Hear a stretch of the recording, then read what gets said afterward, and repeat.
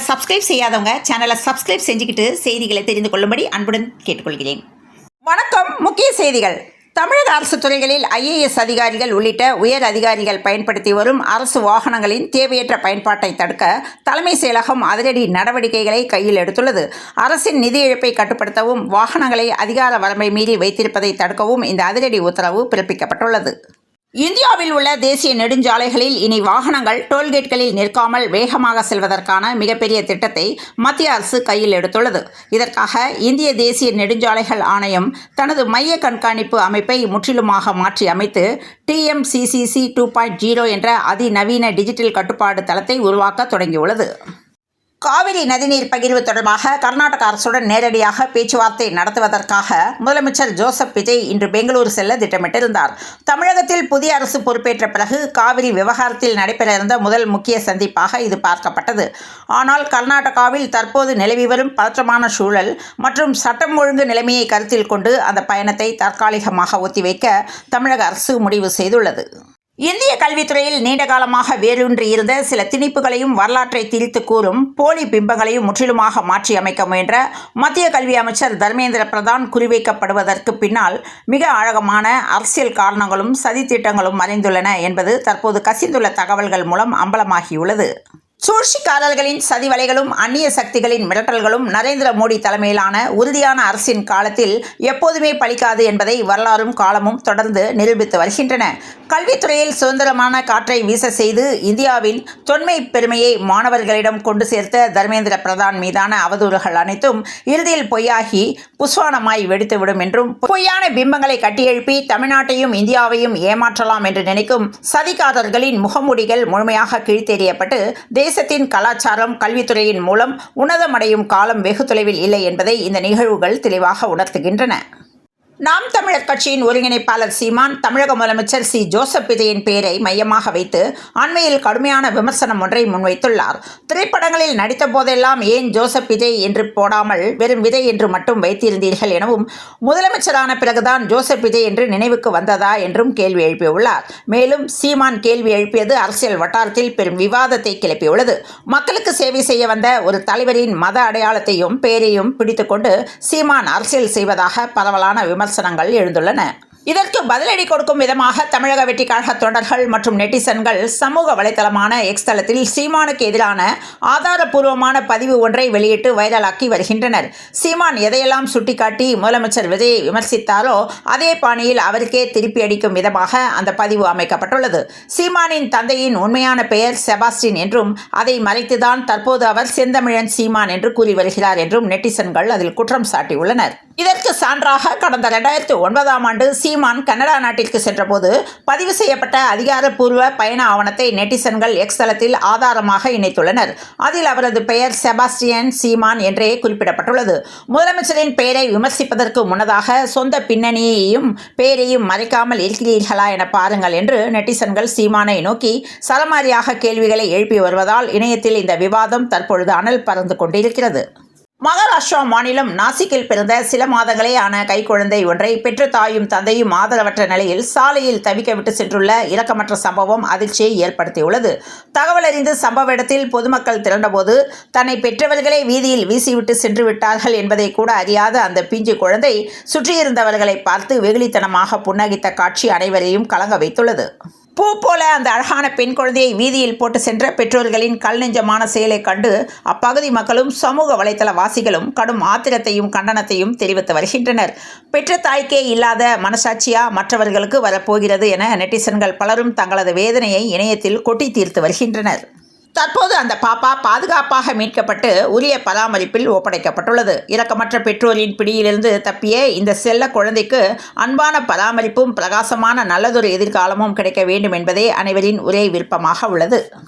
வயது முதிர்ந்தோர் மற்றும் மாற்றுத்திறனாளிகளின் வீடுகளுக்கே சென்று ரேஷன் பொருட்களை விநியோகிக்கும் திட்டத்தின் கீழ் சென்னையில் வரும் 4, 5 மற்றும் 6ஆம் தேதிகளில் பொது விநியோக திட்ட பொருட்கள் விநியோகம் செய்யப்பட உள்ளன.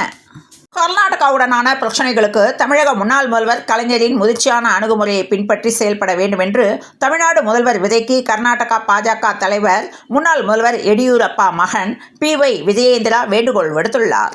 சட்டமன்றத்தில் தமிழக முதலமைச்சர் விஜயின் செயல்பாடு குறித்து முன்னாள் முதலமைச்சர் ஓ பன்னீர்செல்வம் காரசாரமாகவும் நகைச்சுவையாகவும் கலாய்த்து பேசியுள்ளார். தேனியில் நடைபெற்ற ஆலோசனைக் கூட்டம் ஒன்றில் கலந்து கொண்டு பேசிய அவர், தற்போதைய முதலமைச்சர் விஜய் மக்கள் சந்திக்கும் எந்த ஒரு முக்கிய பிரச்சனையையும் பெரிதாக கண்டுகொள்வதில்லை என்று கடுமையான சாடல்களை முன்வைத்துள்ளார். தவேகா தலைவர் விஜயின் இத்தகைய அரசியல் அணுகுமுறை தற்போது தங்களுக்கு பெரும் ஏமாற்றத்தை அளிப்பதாக அவர் தனது பேச்சில் குறிப்பிட்டுள்ளார். நாங்கள் ஆட்சியில் இருந்தபோது சட்டமன்றத்தில் எதிர்க்கட்சிகள் எந்த ஒரு கேள்வியை கேட்டாலும் உடனே எழுந்து நின்று அதற்குரிய விளக்கத்தையும் பதிலையும் தைரியமாக சொல்லுவோம் என்று ஓபிஎஸ் பெருமிதத்துடன் நினைவு கூர்ந்துள்ளார். ஆனால் தற்போதைய முதலமைச்சர் விஜய் சட்டமன்றத்தில் எதிர்க்கட்சிகள் கேள்வி எழுப்பும் போது அதற்கு பதில் சொல்ல துணியாமல் அமைதியாக தலை குனிந்தபடி உட்கார்ந்துள்ளார் என்று அவர் அடுக்கடுக்கான குற்றச்சாட்டுகளை அள்ளி வீசியுள்ளார். முதலமைச்சரின் இந்த செயல்பாட்டை விளக்குவதற்காக தமிழ் திரையுலகின் புகழ்பெற்ற நகைச்சுவையை குறிப்பிட்டு அவர் விமர்சனம் செய்துள்ளார். கவுண்டமணி ஒரு காமெடியில் செந்திலை பார்த்து சொல்வதையெல்லாம் செஞ்சுட்டு ஒன்றும் தெரியாத மாதிரியா இருக்க என்று கேட்பார். சட்டமன்றத்தில் விஜயை பார்க்கும்போது எனக்கு அந்த காமெடி தான் ஞாபகம் வருகிறது என்று ஓபிஎஸ் கிண்டலாக கூறியுள்ளார். ஓபிஎஸ்ஸின் இந்த நகைச்சுவையான அரசியல் விமர்சனம் தற்போது சமூக வலைதளங்களில் வைரலாகி விவாத பொருளாக மாறியுள்ளது. தனித்து நின்று ஒரு தொகுதியில் கூட ஜெயிக்க திராணி இல்லாதவர்கள் எல்லாம் மெஜாரிட்டியோடு அரியணை ஏறிய எங்கள் தளபதியை கேள்வி கேட்பதுதான் இந்த நூற்றாண்டின் மிகப்பெரிய நகைச்சுவை என்றும், உங்களுக்கு பிடிக்கிறதோ இல்லையோ அடுத்த 5 ஆண்டுகளுக்கு இந்த தமிழ்நாட்டின் முதலமைச்சர் எங்கள் தளபதி விஜய் மட்டும்தான், யதார்த்தத்தை புரிந்து கொண்டு வேலையை பாருங்கள் என்றும், இப்போ இருக்கின்ற அரசியல் யதார்த்தத்தை ஏற்றுக்கொள்ள முடியாமல் சில கட்சிகள் சும்மா தேவையில்லாமல் புலம்பிக்கிட்டு இருப்பதாகவும், கம்யூனிஸ்ட் கட்சிகளாகட்டும் விசிகவாகட்டும் தனித்து போட்டியிட்டு ஒற்றை தொகுதியிலாவது ஜெயிக்க வாய்ப்பில்லாத ஆனால் மக்கள் தலைவர் விஜய் தனித்து நின்று மெஜாரிட்டியோடு ஆட்சியை பிடித்து ஒட்டுமொத்தமாக தமிழக அரசியலையும் திரும்பி பார்க்க வைத்து விட்டார் என்று தகவல் வெளியானது. ஒகேனக்கலில் நடைபெற்ற ஆர்ப்பாட்டத்தில் காவிரி ஆற்று நீரை பாட்டிலில் எடுத்து மீண்டும் ஆற்றில் ஊற்றி போராட்டத்தை தொடங்கி வைத்த பிரேமலதா கன்னட மொழியிலும் பேசி தனது கண்டனத்தை பதிவு செய்துள்ளார். முதலமைச்சர் விஜய் தனது சொந்த லாபத்திற்காகவும் ஆன்மீக வழிபாட்டிற்காகவும் கர்நாடகாவில் உள்ள கோவில்களுக்கு செல்லும்போது தமிழ்நாட்டின் வாழ்வாதார பிரச்சனையான காவிரி நீருக்காக ஏன் அம்மாநிலத்திற்கு நேரடியாக சென்று பேச்சுவார்த்தை நடத்தக்கூடாது என நேரடியாக கேள்வி எழுப்பியுள்ளார். மேலும் காவிரி மேலாண்மை ஆணையம் தமிழ்நாட்டிற்கு நாள்தோறும் 3500 கன அடி நீரை திறந்து விடுமாறு கர்நாடகாவிற்கு உத்தரவிட்டும் அதை அம்மாநில அரசு மதிக்கவில்லை என சாடிய அவர், வரும் ஆகஸ்ட் 5ஆம் தேதி தொடங்க உள்ள தமிழக சட்டமன்ற பேரவை கூட்டத்தொடரில் காவிரி விவகாரம் குறித்து அனைத்து கட்சிகளின் ஆதரவோடு ஒருமனதாக தீர்மானம் நிறைவேற்ற வேண்டும் என வலியுறுத்தியுள்ளார். காவிரி நீரை பெற உடனடியாக அனைத்து கட்சி தலைவர்கள் கூட்டத்தை கூட்டி பிரதமரிடம் தூதுக்குழு செல்ல வேண்டும் என்றும் அவர் கேட்டுக்கொண்டுள்ளார். மேலும் முதலமைச்சர் விஜய் வெறும் சென்னையோடு நின்று விடாமல் மேட்டூர், ஒகேனக்கல் மற்றும் டெல்டா மாவட்டங்களுக்கு நேரில் சென்று விவசாயிகளின் இன்னல்களை பார்வையிட வேண்டும் என்றும், மின் பற்றாக்குறை மற்றும் குடிநீர் தட்டுப்பாட்டை போக்க துரித நடவடிக்கை எடுக்க வேண்டும் என்றும் அவர் வலியுறுத்தியுள்ளார். காவிரி நதிநீர் உரிமைக்காக தேமுதிக சார்பாக களமிறங்கியுள்ள பிரேமலதாவின் இந்த அதிரடி பேச்சு ஆகஸ்ட் 5 சட்டசபை கூட்டத்தொடர் தொடங்குவதற்கு முன்பாக அரசியல் களத்தில் பெரும் விவாதத்தை கிளப்பியுள்ளது. பீகாரின் பங்கிப்பூர் சட்டமன்ற தொகுதிக்கு கடந்த ஜூன் 30ஆம் தேதி இடைத்தேர்தல் நடைபெற்றது. இதன் பதிவான வாக்குகள் இன்று எண்ணப்பட்டு வரும் நிலையில் இதில் போட்டியிட்ட பிரசாந்த் கிஷோர் முன்னிலையில் இருக்கிறார். இவருக்கு எதிராக களமிறங்கியிருந்த பாஜக வேட்பாளர் நீரஜ்குமார் சின்ஹாவை பின்னுக்கு தள்ளி ஜனசூரஜ் கட்சியின் தலைவர் பிரசாந்த் கிஷோர் முன்னிலையில் இருக்கிறார். இன்று ஆகஸ்ட் 3ஆம் தேதி சுதந்திர போராட்ட வீரர் தீரன் சின்னமலையின் நினைவு நாள் மற்றும் ஆடிப்பெருக்கு பண்டிகையை முன்னிட்டு தமிழகத்தில் திருப்பூர், சேலம், தருமபுரி மற்றும் ஈரோடு ஆகிய 4 மாவட்டங்களுக்கு உள்ளூர் விடுமுறை அறிவித்து அந்தந்த மாவட்ட ஆட்சியர்கள் உத்தரவிட்டுள்ளனர்.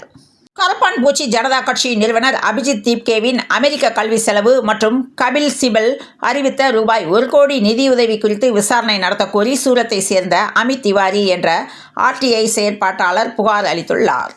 இல்லத்தரசிகளுக்கு ஷாக் நியூஸ். ரூபாய் 2500 மகளிர் உரிமை தொகை பெறப்போகும் புது ட்விஸ்ட். அரசின் புதிய நிபந்தனை.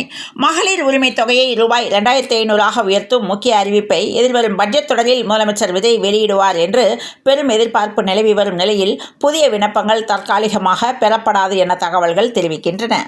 டிஆர்பி பசிக்காக சண்டையை மூட்டிவிட்டு வேடிக்கை பார்க்கும் உங்களது வியாபார தந்திரத்தை எங்கள் தலைவர் எப்போதோ மோப்பம் பிடித்து விட்டார் என்றும், செய்தி சொல்ல வேண்டிய இடத்தில் விஷயத்தை கக்கும் ஊடகங்களுக்கு மைக் பிடிக்க மறுப்பதும் ஒரு வகையான சாட்டை அடிதான் என்றும், தலைவர்களுக்கிடையே கோல் மூட்டி குளிர்காய நினைக்கும் உங்களது சதி வலையில் எங்கள் தளபதி ஒருபோதும் சிக்க மாட்டார் என்றும், இப்போது இருக்கின்ற தமிழ் மீடியாக்களை பார்த்தால் மக்களுக்கு நல்ல செய்திகளை சொல்வதை விட்டுவிட்டு எப்படியாவது 2 அரசியல் தலைவர்களை மோதவிட்டு வேடிக்கை பார்க்கலாம் என்றுதான் அலைந்து கொண்டு இருக்கின்றார் பேசுகிறார்கள் என்றும் மற்ற ஊர்களில் உண்மையான பிரச்சனைகளை பேசுவார்கள். ஆனால் நம்ம ஊரில் டிஆர்பிக்காக எதையாவது பேசி வம்பை விலைக்கு வாங்குவதுதான் முக்கிய வேலையாக போய்விட்டதாகவும், சுருக்கமாக சொன்னால் தமிழ் மீடியாக்கள் தங்களோட டிஆர்பி பசிக்காக வம்பு வளர்க்கின்ற வேலையை விட்டுவிட்டு மக்களுக்கு தேவையான ஆக்கப்பூர்வமான விஷயங்களை பேச வேண்டும் என்றும், விஜய் மாதிரி தலைவர்கள் மீடியாவை ஒதுக்குவது நியாயமே என்றும் மக்கள் எல்லா விஷயங்களையும் கவனித்துக் கொண்டு வருகின்ற நிலையில் இனிமேல் இந்த மீடியாக்களின் தந்திரங்கள் எடுபடாது என்ற தகவல் வெளியானது. விவசாய கடன்களை முழுமையாக தள்ளுபடி செய்ய வேண்டியும் மேகதாது அணை கட்டுவதை தடுக்க முயற்சிக்காத தாவேக அரசை கண்டித்தும்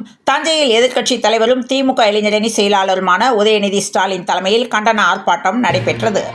நேற்று இரவு தொடங்கி இன்று அதிகாலை வரை சென்னை மற்றும் அதை சுற்றியுள்ள மாவட்டங்களில் நல்ல மழை பதிவாகியுள்ளது. இந்நிலையில் அடுத்த ஒரு வாரத்திற்கு இந்த நிலை நீடிக்கும் என்று தமிழ்நாடு வெதர்மேன் பிரதீப் ஜான் கூறியுள்ளார். இத்துடன் இந்த செய்திகள் நிறைவடைந்த நிலையில் தொடர்ந்து இணைந்திருங்கள் பிரபாஸ் கர்மம் செய்திகளுடன். மீண்டும் மற்றும் ஒரு செய்தியில் சந்திப்போம். நன்றி, வணக்கம்.